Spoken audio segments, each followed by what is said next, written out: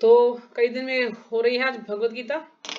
तो आज हम पढ़ेंगे भगवत गीता। इसमें 18 अध्याय हैं, 700 श्लोक हैं और अभी हम पढ़ रहे हैं अध्याय 11 विराट रूप और श्लोक संख्या आज हम करेंगे 50। तो इससे पहले हमने किया था श्लोक संख्या 48 और 49। तो हे कुरुश्रेष्ठ, तुमसे पूर्व मेरे इस विश्व रूप को किसी ने नहीं देखा, क्योंकि मैं न तो वेदाध्ययन के द्वारा, न यज्ञ के द्वारा, न दान पुण्य या कठिन तपस्या के द्वारा इस रूप में इस संसार में देखा जा सकता हूँ। तो यहाँ भगवान क्या कह रहे हैं कि चाहे कोई यज्ञ करता हो, दान करे, है ना, चाहे कोई तपस्या करे, चाहे वेदों का अध्ययन करे, जब तक उसमें भक्ति नहीं होगी, श्रद्धा नहीं होगी, तो वो भगवान का दर्शन नहीं कर सकता। चाहे वो कितना ही वेदों को पढ़ ले, चाहे कितनी ही तपस्या कर ले, कुछ भी कर ले, लेकिन उसमें भक्ति और श्रद्धा होनी जरूरी है, तभी वो भगवान को जान सकता है, भगवान का दर्शन कर सकता है। अगला श्लोक था कि तुम मेरे इस भयानक रूप को देखकर अत्यंत विचलित एवं मोहित हो गई हो। क्योंकि अर्जुन जो है भगवान के इस भयानक रूप को देखकर काफी डर गया था, भयभीत हो गया था। तो भगवान कह रहे कि तुम मेरे इस रूप को देखकर काफी भयभीत हो गई हो, विचलित हो गई हो, अब इसे समाप्त करता हूं। हे मेरे भक्त, तुम समस्त चिंताओं से पुनः मुक्त हो जाओ, कि तुम सारी जितनी भी चिंताएं हैं उनसे मुक्त हो जाओगे। तुम शांत चित्त से तथा शांत चित्त से अब अपना इच्छित रूप देख सकते हो। तो तुम शांत भाव से अब अपना जो अर्जुन की इच्छा थी कि चतुर्भुज रूप दिखाइए मुझे या दो भुज रूप दिखाइए, तो फिर भगवान कहते तुम अब अपना जो है इच्छित रूप देख पाओगे। तो अगला श्लोक पढ़ते हैं आज। संजय उवाच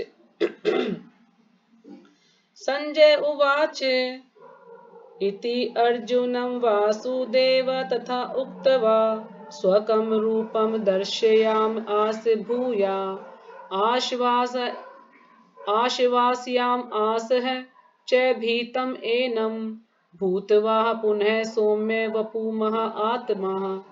तो जो भी माता जी श्लोका पढ़ना चाहिए पढ़ सकती है। हरे कृष्णा माता जी। भगवत प्रणाम। श्रीमद् भगवत गीता यथा रूप अध्याय 11 और श्लोक संख्या 50।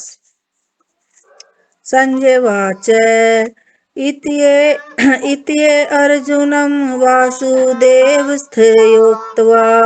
स्वकं रूपं दर्शयामास भूये आस्यायामास च भीतिमेनं भूत्वा पुनः सौम्यव पूर्ण आत्मा। हरे कृष्णा माता जी। दंडवत प्रणाम सभी हरे भक्तों को। कृष्णा माता जी। दंडवत प्रणाम सभी के चरणों में दंडवत प्रणाम। श्रीमद् भगवत गीता यथारूप, इसमें कुल 7 श्लोक हैं और हम इसमें कुल 18 अध्याय हैं और हम 11वें अध्याय के। अध्याय का नाम है भगवान का विराट रूप। श्लोक संख्या 50। संजय वाच इत्यार्जुनं वासुदेव तथोक्त्वा स्वकं रूपं दर्शयामास भूये आश्वास्यामास च भीतिमेनं भूत्वा पुण्यसौम्यं पूर्णमः आत्मा। हरे कृष्णा माता जी। धन्यवाद। हरे कृष्णा।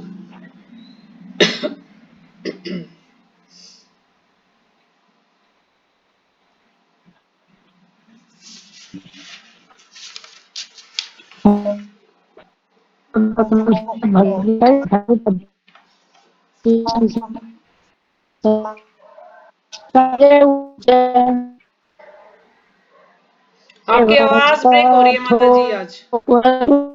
गीता माता जी आवाज नहीं आ रही आपकी क्लियर, ब्रेक हो रही है। तो कोई और पढ़े, कोई और श्लोका पढ़े। हरे कृष्णा। कोई और पढ़े श्लोका या शुरू करें। आपकी आवाज नहीं आ रही माता जी आज, आपका नेट। वहाँ माता जी नेट की प्रॉब्लम है। वहाँ मेरा तो बिल्कुल ही नहीं चलता था। हाँ, तो और कोई नहीं बोल रहा तो सब सो रहे हैं, इसका मतलब चलो हम शुरू करते हैं। शब्दार्थ। संजय उवाच, संजय ने कहा, इति इस प्रकार, अर्जुनम अर्जुन को, वासुदेव कृष्ण ने, तथा उस प्रकार से उक्तवा कहकर, स्वकम अपना स्वीय, रूपम रूप को, दर्शयाम आस दिखलाया, भूया फिर, आश आश्वासयाम आस धीरज धराया, च भी भीतम भयभीत एनम उसको भूतवा होकर पुनः फिर सौम्य वपुः सुंदर रूप महाआत्मा महापुरुष। अनुवाद। संजय ने धृतराष्ट्र से कहा, अर्जुन से इस प्रकार कहने के बाद भगवान कृष्ण ने अपना असली चतुर्भुज रूप प्रकट किया और अंत में 2 भुजाओं वाला अपना रूप प्रदर्शित करके भयभीत अर्जुन को धैर्य बंधाया। तो ये कौन बता रहा है? संजय बता रहे हैं धृतराष्ट्र को, क्योंकि धृतराष्ट्र स्वयं तो देख नहीं सकते थे, तो संजय को ये सेवा मिली थी, उनको दिव्य दृष्टि दी गई थी कि आप यहीं बैठे बैठे पूरा हाल उनको सुना सकते हैं युद्ध का। तो फिर संजय बता रहे हैं, क्योंकि अर्जुन से भगवान कह रहे थे ना कि अब तुम अपना जो है इच्छित रूप देख पाओगे, चतुर्भुज रूप। तो फिर ये बता रहे हैं कि अर्जुन से इस प्रकार कहने बाद भगवान कृष्ण ने अपना असली चतुर्भुज रूप और उसके बाद फिर 2 भुज रूप में वो जो है अर्जुन को दिखाया, उसको धैर्य बंधाया अर्जुन को, क्योंकि अर्जुन काफी भयभीत हो गया था भगवान के विश्व रूप से, तो फिर उसको धैर्य बंधाया और उनको 2 भुज वाला रूप ही दिखाया, यानी भगवान अपने पहले वाले ही रूप में आ गए। तो तात्पर्य श्रीपाद जी के द्वारा। श्रीपाद जी की जय। जब कृष्ण वसुदेव तथा देवकी के पुत्र रूप में प्रकट हुए तो पहले वे चतुर्भुज नारायण रूप में ही प्रकट हुए थे, है ना। जब भगवान कृष्ण देवकी के गर्भ में आए थे तो आपने सबने सीरियल में देखा होगा कि पहले वो चतुर्भुज रूप में ही प्रकट हुए थे, है ना। तो जब चतुर्भुज रूप में प्रकट थे वहां पर जितने भी देवता हैं, ब्रह्मा जी भी और भी सारे देवता उनकी स्तुति करने के लिए आए थे, सब ये दर्शन करने के लिए आए थे भगवान का। तो उन पहले चतुर्भुज रूप में ही प्रकट हुए थे, किंतु जब उनके माता पिता ने प्रार्थना की तो उन्होंने सामान्य बालक का रूप धारण कर लिया। तो फिर देवकी और वसुदेव ने उनसे प्रार्थना की कि आप अपने 2 भुज रूप में ही आ जाइए, क्योंकि भगवान का इतना तेज जो है प्रकाश था और वो नहीं चाहते थे कि किसी को शक भी हो, तो इस कारण से उन्होंने कहा कि आप अपने 2 भुज रूप में ही आ जाइए। तो इसी प्रकार कृष्ण को ज्ञात था कि अर्जुन उनके चतुर्भुज रूप को देखने का इच्छुक नहीं है। अब कृष्ण को ज्ञात था कि वो उनका चतुर्भुज रूप नहीं देखना चाहता। अर्जुन क्या है, वो 2 भुज रूप ही देखना चाहता, क्योंकि जो भक्त हैं, भक्त लोग कभी भी इच्छा नहीं करते कि हमें ये विश्व रूप या कोई और रूप दिखाई दे। हमेशा भगवान का जो 2 भुज रूप वाला है, जो श्याम सुंदर रूप है, उसी को देखने की इच्छा करते हैं भक्त लोग। और जो भगवान के धाम में जो भगवान का रूप है वो श्याम सुंदर रूप ही है, जो भगवान गोलोक वृंदावन में रहते हैं। तो भक्त जो हमेशा 2 भुज रूप को ही देखने की इच्छा करता है, किंतु चूंकि अर्जुन ने उनको इस रूप में देखने की प्रार्थना की थी, अतः कृष्ण ने पहले अपना चतुर्भुज रूप दिखलाया और फिर वे अपने 2 भुजाओं वाले रूप में प्रकट हुए। सौम्य वपुः, सौम्य वपु शब्द अत्यंत महत्वपूर्ण है।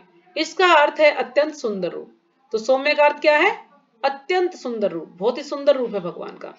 जब कृष्ण विद्यमान थे तो सारे लोग उनके रूप पर ही मोहित हो जाते थे, है ना। हमने सबने देखा है कि किस प्रकार से गोपियां, ग्वाले और जो है बुजुर्ग महिलाएं भी सब जो है भगवान से आकर्षित थे, क्योंकि भगवान इतने सुंदर थे। और जब भगवान तोतली बोली में कुछ बोलते थे वो उनको बड़ा अच्छा लगता था, इसलिए वो बार बार कृष्ण को नचाती रहती थी गोपियां कि ठीक है हम तुम्हें माखन देंगी, ये देंगी, तो तुम हमें नृत्य करके दिखाओ।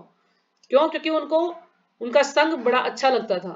इसलिए वो बहाना भी था उनका कि यशोदा मैया से शिकायत करने जाती थी कि आज कान्हा ने हमारा जो है मक्खन चुरा लिया, बंदरों को बांट दिया। फिर यशोदा मैया कहती क्या हमारे घर में माखन की कमी है जो मेरा लल्ला वहां जाएगा? नहीं नहीं, वो जाता है, ये वो। किस लिए आती थी? शिकायत का तो बहाना था, वो सिर्फ कृष्ण का दर्शन करने के लिए आती थी। और जब कृष्ण नहीं जाते माखन लेने के लिए तो फिर विचलित हो जाती, बड़ी दुखी हो जाती कि कृष्ण क्यों नहीं आए। उसकी राह देखती रहती थी कि कृष्ण क्यों नहीं आए आज। तो जब कृष्ण विद्यमान थे तो सारे लोग उनके रूप पर ही मोहित हो जाते थे। और चूंकि कृष्ण इस विश्व के निर्देशक हैं, अतः उन्होंने अपने भक्त अर्जुन का भय दूर किया और पुनः उसे अपना सुंदर सौम्य रूप दिखलाया। तो अर्जुन का उन्होंने जो है भय दूर किया और फिर से उनको अपना जो 2 भुजा रूप था, 2 भुज वाला, वही रूप उसको दिखलाया। तो ब्रह्म संहिता में 5.38 में कहा गया है कि प्रेमा अंजना छुरित भक्ति विलोचनेना, कि जिस व्यक्ति की आंखों में प्रेम रूपी अंजन लगा है वही कृष्ण के सौम्य रूप का दर्शन कर सकता है। तो अंजन, प्रेम रूपी अंजन यानी भक्ति, भक्ति अगर है किसी के पास तो वही कृष्ण का सुंदर रूप देखने का वही दर्शन कर सकता है। क्योंकि जब तक हमारे अंदर भक्ति नहीं होगी, चाहे हम कितनी भी तपस्या कर लें, कुछ भी कर लें, जैसे हमने पिछले श्लोक में पढ़ा, तो भगवान का हमें दर्शन नहीं होगा। लेकिन हम भक्ति भाव से, प्रेम से, श्रद्धा से भगवान का जो है नाम ले रहे हैं अच्छे से, और कभी हम कोई इच्छा भी नहीं कर रहे हैं कि हमें दर्शन होना चाहिए, तो भगवान हमें अपने आप ही दर्शन देंगे, है ना। कहते हैं ना कि अपने को इतना ऐसा हमें बनाना है कि भगवान हमारा दर्शन करने को आए, ना कि हम भगवान का दर्शन करने के बारे में सोचें, ना। खुद को करे इतना बुलंद कि खुदा पूछे तेरी रजा क्या है, ऐसे एक डायलॉग है ना। तो इस प्रकार से हमें अपने आप को ऐसा बनाना है कि भगवान जो है स्वयं हमें देखने आए। तो यानी जो भगवान की भक्ति करता है सच्चे मन से, जिसका कोई जो है ना, जिसका कोई हेतु नहीं है, यानी अहेतुक भक्ति करता है, कोई हेतु नहीं है, कोई स्वार्थ नहीं है, अच्छे मन से भगवान की भक्ति करता है, तो भगवान उसी को दर्शन देते हैं। जैसे कि हम देखते हैं ध्रुव महाराज, प्रहलाद महाराज, नारद मुनि, कितने ही हम भागवतम पढ़ने बैठे तो कितने ही जो है भक्त हैं भगवान के, जिनको भगवान ने दर्शन दिया है। तो अभी एक श्लोक और कर सकते हैं, अभी 10 मिनट है हमारे पास, ठीक है, इसको पढ़ ही लेते हैं। वैसे मैंने इसको देखा तो नहीं है, पर जो भी है देखते हैं इसको। अर्जुन उवाच दृष्ट्वा इदं मानुषं रूपम तव सौम्यम जनार्दन इदा इदानीम अस्मि संवृतः सहचेता प्रकृतिम गतः। तो जो भी माता जी श्लोक का पढ़ना चाहे पढ़ सकते हैं। हरे कृष्ण माता जी, दंडवत प्रणाम सभी भक्तों को। श्लोक संख्या 51। अर्जुन वाच दृष्टिदम मानुषं रूपम तव सौम्यं जनार्दन इदानी अस्मि सर्वतः सचेता प्रकृतिम गतः। हरे कृष्णा माता जी, दंडवत प्रणाम सभी भक्तों के चरणों में। हरे कृष्णा माता जी, दंडवत प्रणाम। श्लोक संख्या 51। अर्जुन वाच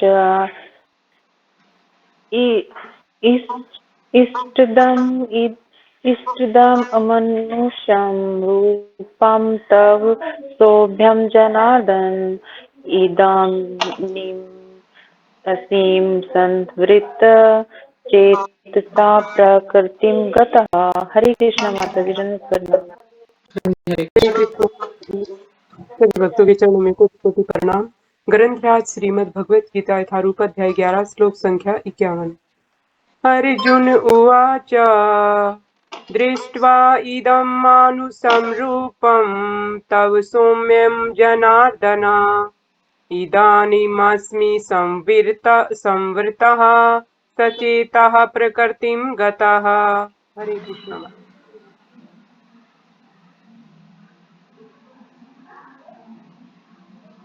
सबका हो गया? हो गया सबका? तो शब्द हरे कृष्णा माता जी, दंडवत प्रणाम। पढ़िए। श्रीमद् गीता यथारूप अध्याय नंबर 11 श्लोक नंबर 51। अर्जुन वाच दृष्टा इदं मानुषं रूपं तव सौम्यं जनार्दन इदानीम् असीम संवृतः सचेता प्रकृतिम गतः। हरे कृष्णा माता जी। हाँ जी, हरे कृष्ण। शब्दार्थ। अर्जुन उवाच, अर्जुन ने कहा, दृष्टवा देखकर, इदम इस, मानुषम मानवी, रूपम रूप को, तव आपके, सौम्यम अत्यंत अत्यंत सुंदर, जनार्दन हे शत्रु को दंडित करने वाले, इदानीम अब, अस्मि हूं, संवृतः स्थिर, सचेता अपनी चेतना में, प्रकृतिम अपनी प्रकृति को, गतः उन्हें प्राप्त हूं। अनुवाद। जब अर्जुन ने कृष्ण को उनके आदि रूप में देखा, तो आदि रूप यानी जो भगवान का हमेशा से जो रूप था, आदि रूप, जो पहले भगवान का रूप था, यानी कौन सा रूप? दो भुज रूप। तो जब कृष्ण के उनके आदि रूप में देखा तो कहा, हे जनार्दन। जनार्दन का अर्थ क्या है? शत्रुओं को दंडित करने वाले, इसलिए उनको जनार्दन कहा गया है। आपके इस अतीव सुंदर मानवीय रूप को देखकर, है ना, तो भगवान का कौन सा रूप देखा उन्होंने? मानवीय रूप, यानी दो भुजा वाला रूप जो देखा, कि सुंदर मानवीय रूप को देखकर मैं अब स्थिर चित्त हूं, यानी भगवान जो वो अर्जुन क्या है, अपनी स्थिर चित है, यानी अपनी सही माता जी आदि स्थिति रूप में कौन सा, जो दो जो, हाँ भुजा जी, जो वाला? पहले जो हमेशा से ही है आदि रूप भगवान का, ये जी बोल सकते हैं। ठीक, आदि यानी जो धन्यवाद। प्राचीन, बहुत पहले से ही है, हमेशा से है। तो अब मैं स्थिर चित हूं, यानी उनका जो है स्थिर चित, यानी उनकी चेतना में है वो अपनी, क्योंकि पहले वो क्या थे, विचलित हो रहे थे, अब वो एक जगह बिल्कुल अपनी जो चेतना थी उनकी उसमें आ गई है। और मैंने अपनी प्राकृत अवस्था प्राप्त कर ली है, यानी जो उनकी पहले जो अवस्था थी, जो सही अवस्था थी, उसको प्राप्त कर लिया। क्योंकि पहले क्या था, अर्जुन बड़े भयभीत हो रहे थे, डर रहे थे उस रूप को देखकर, है ना, विचलित हो रहे थे बार बार। लेकिन जब उन्होंने भगवान का वही रूप देखा, तो वो फिर से अपनी जो चेतना, यदि विचलित हो रहे थे, वो फिर से अपनी उसी चेतना में आ गई अर्जुन, अपनी जो इनकी जो पहले की जनी जो अवस्था थी वो उसी में आ गई। तो तात्पर्य, और इसमें हम समझेंगे अच्छे से तात्पर्य में, तात्पर्य श्रीपाद जी के द्वारा, श्रीपाद जी की जय। यहाँ पर प्रयुक्त मानुषम रूपम शब्द स्पष्ट सूचित करते हैं, यहाँ पर प्रयुक्त मानुषम रूपम शब्द स्पष्ट सूचित करते हैं कि भगवान मूलतः दो भुजाएं वाले हैं। तो क्या ये सूचित करते हैं मानुषम, कि भगवान क्या है, मानवी रूप, यानी भगवान दो भुजाओं वाले हैं। जो लोग कृष्ण को सामान्य व्यक्ति मानकर उनका उपहास करते हैं, उनको यहाँ पर भगवान की दिव्य प्रकृति से अनभिज्ञ बताया गया है ना। कुछ लोग भगवान को मनुष्य मानकर उनका मजाक उड़ाते हैं, कोई कुछ बोलता है, कोई कुछ बोलता है। जैसे कि अब कुछ लोग ऐसे हैं जिन्होंने भगवत गीता लिखी है, लेकिन वो क्या बोलते हैं कि ये जो बोल रहा है गीता किसने बोली है, जो इसके अंदर जो आत्मा है वो बोल रहा है, जो बाह्य रूप है वो भगवान नहीं है, यानी इसके अंदर जो बैठा है वो बोल रहा है, वो भगवान है, कुछ ऐसे बोलते हैं वो। यानी ये नहीं सोचते कि भगवान चाहे बाह्य रूप है चाहे अंतर रूप है, भगवान का इसमें कोई भेद नहीं है। जैसे हमारे रूप में भेद है, हमारा जो शरीर है जड़ है, लेकिन जो अंदर आत्मा है वो चिन्मय आत्मा है। लेकिन भगवान कैसा नहीं है, भगवान अंदर से और बाहर से एक जैसे हैं, उसमें कोई भेद नहीं है, क्योंकि भगवान क्या है, भगवान सच्चिदानंद है। लेकिन जो आजकल के तथाकथित लोग हैं, जो नए नए लेखक बन चुके हैं, सब लोग भगवत गीता लिख रहे हैं, तो जो भगवत गीता में जो अर्थ है उसको सही स्पष्ट नहीं करते हैं। वो क्या सोचते हैं कि नहीं जी, भगवत गीता जो बोल रहा है वो भगवान नहीं है, हाँ जो अंदर बोल रहा है, जो ब्रह्म है वो भगवान है, कुछ ऐसा बोलते हैं वो लोग। लेकिन भगवान के शरीर में और आत्मा में कोई भेद नहीं है, भगवान सच्चिदानंद विग्रह है। तो जो लोग कृष्ण को सामान्य व्यक्ति मानकर उनका उपहास करते हैं, उनको यहाँ पर भगवान की दिव्य प्रकृति से अनभिज्ञ बताया गया है, यानी भगवान की दिव्यता के बारे में कुछ नहीं जानते हैं। यदि कृष्ण सामान्य मनुष्य होते तो उनके लिए पहले विश्व रूप और फिर चतुर्भुज नारायण रूप दिखा पाना संभव कैसे हो पाता, है ना। प्रभुपाद जी में समझा रहे हैं, अगर वो एक सामान्य मनुष्य होते तो वो विश्व रूप कैसे दिखला सकते थे। अब कोई हमसे कहे तो क्या हम विश्व रूप दिखला सकते हैं, नहीं। हम तो एक जगह पर, तो हम तो दूसरी जगह पर तो प्रकट भी नहीं हो सकते। जैसे भगवान को हम कहीं भी देख ले, भगवान तो हर चीज में भगवान है, लेकिन जो कोई भी इंसान है वो एक ही जगह पर तो रह सकता है ना, एक समय में दो जगह पर तो नहीं पहुंच सकता, लेकिन वो कुछ और ही सोचते रहते हैं। तो भगवान है तभी तो भगवान ने विश्व रूप भी दिखलाया, और फिर भगवान ने चतुर्भुज रूप भी दिखलाया, फिर भगवान दो भुज रूप में भी आ गए। तो भगवान ही ऐसा कार्य कर सकते हैं। अतः भगवत गीता में यह स्पष्ट उल्लेख है कि जो कृष्ण को सामान्य व्यक्ति मानता है और पाठक को यह कहकर भ्रांत करता है कि कृष्ण के भीतर का निर्विशेष ब्रह्म बोल रहा है ना। तो यही बात बता रहे हैं ना प्रभुपाद जी हमें, कि जो कृष्ण को सामान्य व्यक्ति मानते हैं, तो पाठक को यह कहकर भ्रांत करता है कि कृष्ण के भीतर का निर्विशेष ब्रह्म बोल रहा है। जो कृष्ण के जो भीतर है वो क्या है, वो ब्रह्म है, निर्विशेष ब्रह्म है, यानी उसका कोई आकार नहीं है, वो बोल रहा है। तो वह सबसे बड़ा अन्याय करता है। तो वो क्या करता है, सबसे बड़ा अन्याय करता है। जो भी भगवत गीता लिखता है, इस तरह की बातें करता है, तो जो भी लोग इस भगवत गीता को पढ़ेंगे तो वो क्या है, वो भ्रांत हो जाएंगे, भ्रमित हो जाएंगे। इस प्रकार की वो बातें करता है ताकि जो लोग हैं उनको भ्रमित करता है। तो ये सही नहीं है।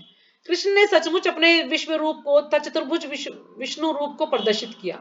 भगवान ने, ये सत्य है बिल्कुल कि भगवान ने अपना विश्व रूप दिखलाया, और फिर बाद में विष्णु रूप, चतुर्भुज विष्णु रूप भी दिखलाया भगवान ने। तो फिर वे किस तरह सामान्य पुरुष हो सकते हैं।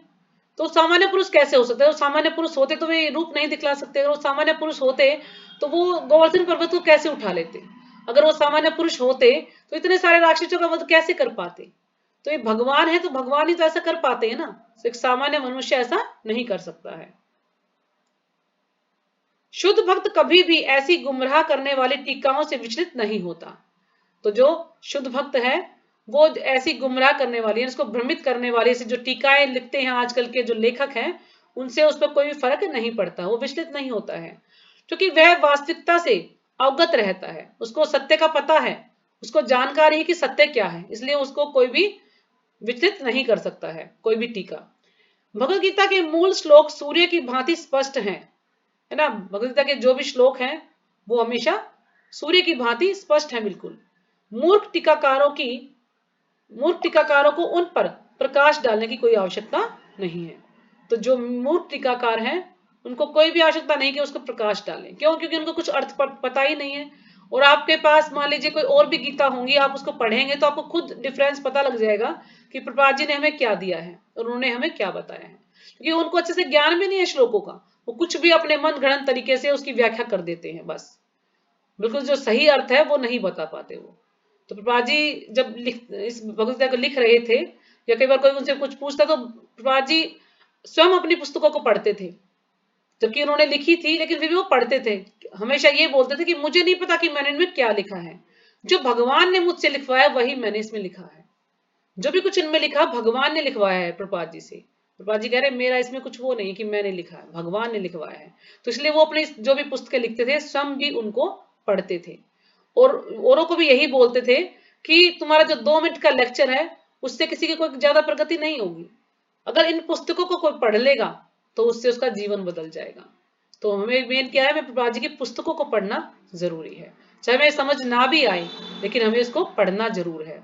पढ़ेंगे तो एक बार समझ नहीं आएगा, 2 बार समझ नहीं आएगा, तीसरी बार तो समझ आएगा ही। धीरे धीरे हम जो है उस चीज को हमें समझ में आने लग जाएगा। तो हमें प्रभुपाद जी की पुस्तकों को अवश्य पढ़ना चाहिए, तभी हम जान पाएंगे कि वास्तव में सच्चाई क्या है।